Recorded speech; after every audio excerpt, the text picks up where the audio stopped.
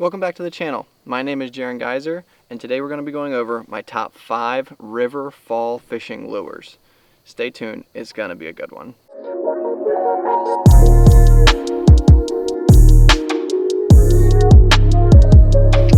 Let's go. Yeah. It's pretty much that temperature the whole way through. Get that tail, that famous dot. On that old Berkey popper, man. Dang, another nice one. So, we were talking about river fall fishing. Obviously this time of year, it's October, central Pennsylvania. Water temperatures are rapidly going down. The Susquehanna River right now, I was on there 2 days ago, and water temp was right around 58, and we got a little bit of a rain and a cold snap, so I'm assuming right now it's probably right around that 56, 55 range.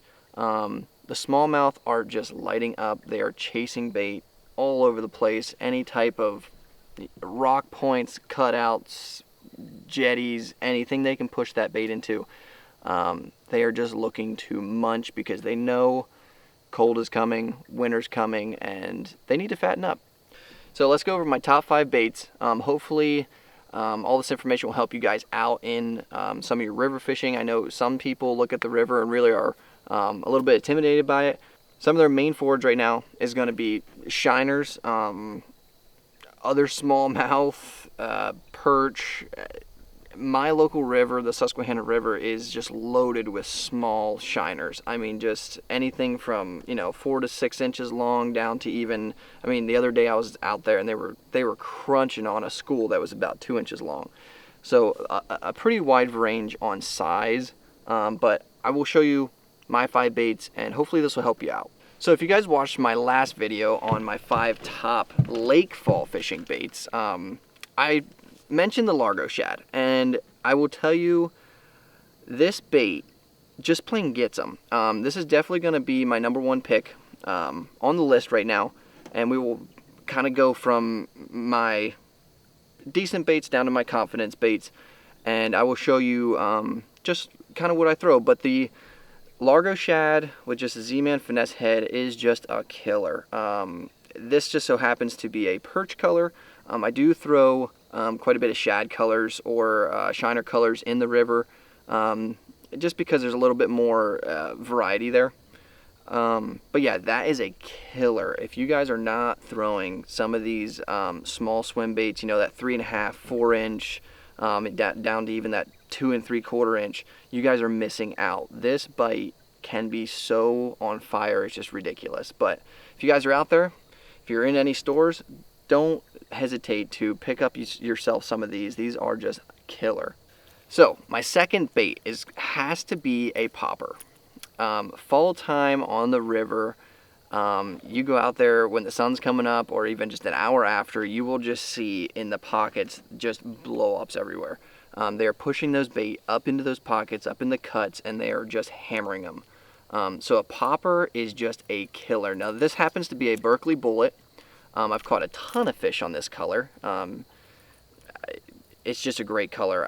It just matches the hatch. They're going after those shiners, those little shad, and it can just plain down be a killer. It's a great bait. If you guys are not throwing it, consider it. It is a awesome, fun way to catch a whole bunch of smallmouth. So my third bait would have to be, now this changed a little bit because this past year I've experimented with this bait quite a bit, would just have to be a lipless. This bait on the river can be just absolutely deadly.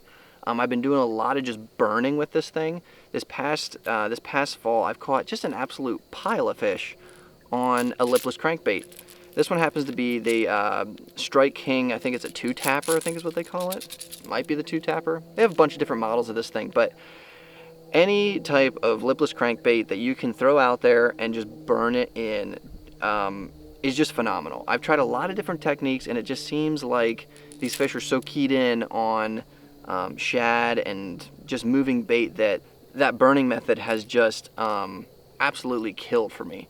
So number 3 would definitely have to be a lipless crankbait. Number four. This bait is for some of those slow days. If you've watched my last video on my lake series with my top 5 baits on the lake, would have been the Nico. The Nico with you know, not non-current water or very little current does very well. But when you're dealing with current, the Nico can be it can be just kind of a pain to throw. So I kind of swapped that out with a Shakey head. This is a killer bait whenever it comes to dirty water, whenever it comes to just a plain down slow day. A Shakey head with just a straight tail worm, plain down, gets them. It really shines, especially in dirty water. If we get some of those weird like fall time downpours when the water rises a lot and you get, you know, just kind of a washout, throwing just a plain black straight tail worm on a Shakey head can just get them. So number 4 definitely would have to be a Shakey head. And this worm just so happens to be a Zoom Shakey head worm.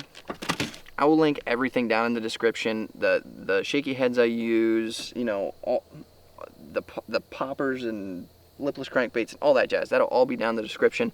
So if you guys are looking for any of this stuff, yeah, head down there, hit the links, and check them out. Okay, so number 5.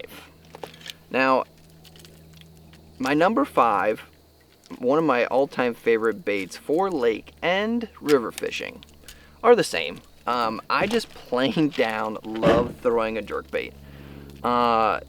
You can get all kinds of shapes and sizes as far as jerkbaits. This just so happens to be a Rapala rip and stop, but the tail was broke off because I think I beamed it against a rock or caught a bunch of fish. Anyway, there usually is a little tail that sticks off of this thing, and that just helps it to stop in the water column a little bit better. But a jerkbait can just be a plain down killer. They are so keyed in on, especially smallmouth bass in the river, they're so keyed in on a lot of shad, a lot of smaller, skinnier profile baits right now, in my area anyway. Jerkbait fishing, if you haven't tried it, it's such a confidence bait for me, it's ridiculous. Yeah, I just can't say enough good things about this thing. It's just phenomenal. And I usually throw this on a either a 7-foot or a 6'6", I forget what this rod even is. It's a medium heavy 6'6", 7-foot rod, depending on you know, how far you want to cast or just how you're feeling that bait.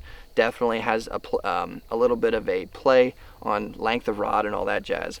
But I throw this on I think it's 15-pound braid with a 12-pound floral leader, and it's done phenomenal for me. So that would definitely have to be number 5. So that wraps up this episode. Thank you so much for watching. So if you guys like this content, make sure to go down, drop a comment, and hit that like button because I like hearing from you guys. And if you guys want to keep up to date on all the content that's going to be coming your way, go over and subscribe, and yeah, it'd be muchly appreciated. Thank you so much for watching. We will catch you guys next time.